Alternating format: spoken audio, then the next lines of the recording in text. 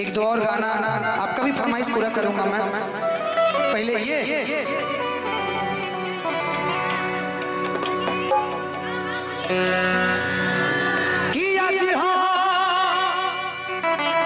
सुनिए, 4 लोग बैठिए अकेले तब न मजा आएगा।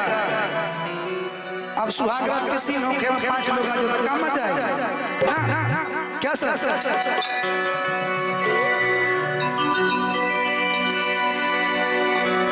तनी गम छो दिन दी रहुआ ना रहे थे, छोड़ दी थी। हां ये देखिए,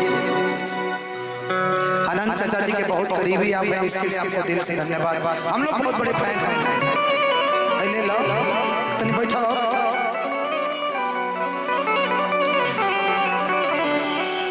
इधर सर से पगली बैठो ना। हम कुछ करो थोड़ी बने।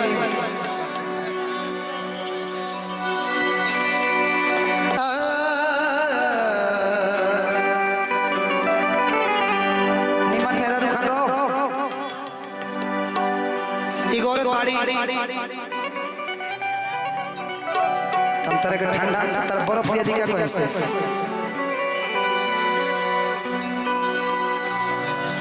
एगो लड़का के शादी नया नया भइल बा,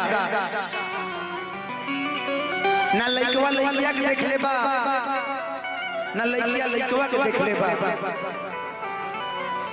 सुहाग रात के रात वालों कहला दिन बना रात होला। जब देख ले भी और लड़के कहते अरे ई त हमर पुरनका यारवा हो, जवन कुंभ में भिड़ा गई रहे। औरतिया कहती कि हे भगवान आज राते रहे तो बिहान मत होखे तो कि आज हो। अब शॉर्ट पगली आज पहिला मिलनवा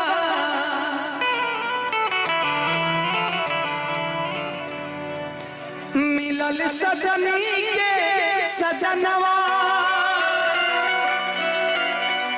हमारी गुलाब नियन खिलल बदनवा। कन्हैया भैया भगनी कि सुनी सुनी भगवान जन बिहान हो के कि आज राजा जी के कोरवे में बिहान हो कि आज राजा जी के कोरवे में बिहान हो। आज राजा जी के कोरवे में हो सुनी सुनी भगवान जन बिहान हो। सुनी सुनी भगवान जन बिहान हो।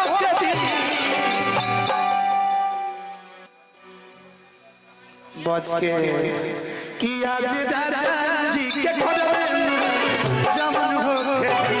आज राजा जी के कोरवे में जवन हो। आज राजा जी के कोरवे में जवन हो।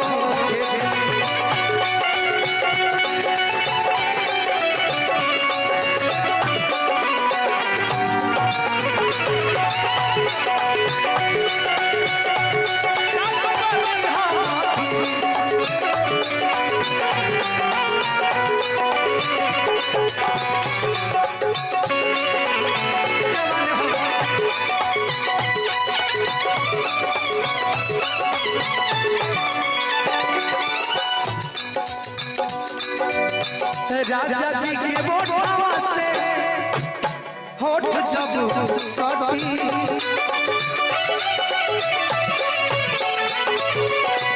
भूख भूख पानी हमारा दिलवा के पानी।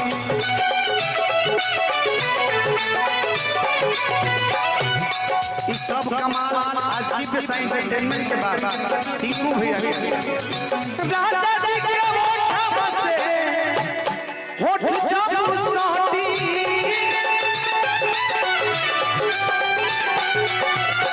भूख भूख पानी हमारा दिलवा के पानी।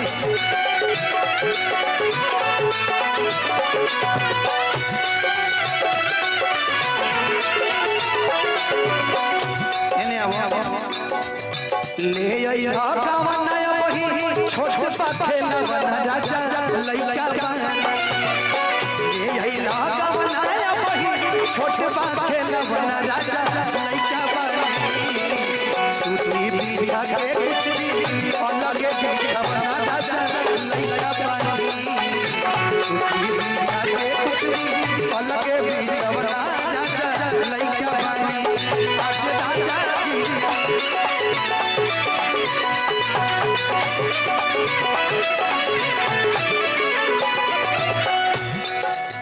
गीत की लास्ट लाइन पिया कोना जब उठाई है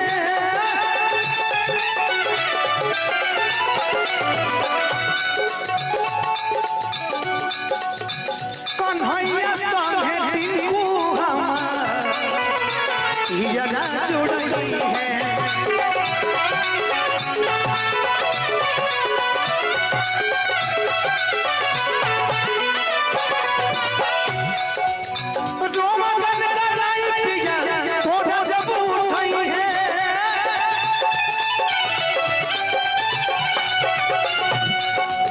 ये गोटेदार लहंगा निकलू जब डाल के ये गोटेदार लहंगा निकलू जब डाल के ये गोटेदार लहंगा निकलू जब डाल के ये गोटेदार लहंगा निकलू जब डाल के चुरिया चल जाए मेरी मतवाली चाल चुरिया चल जाए मेरी मतवाली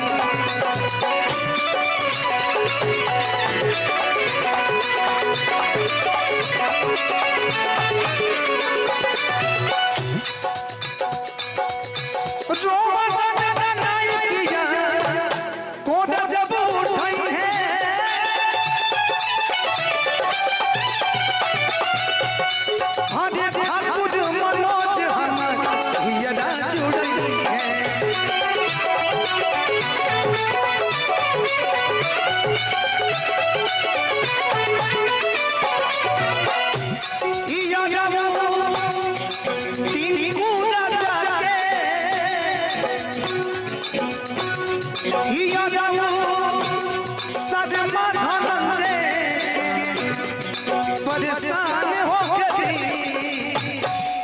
चला आज राजा जी के कोरवे में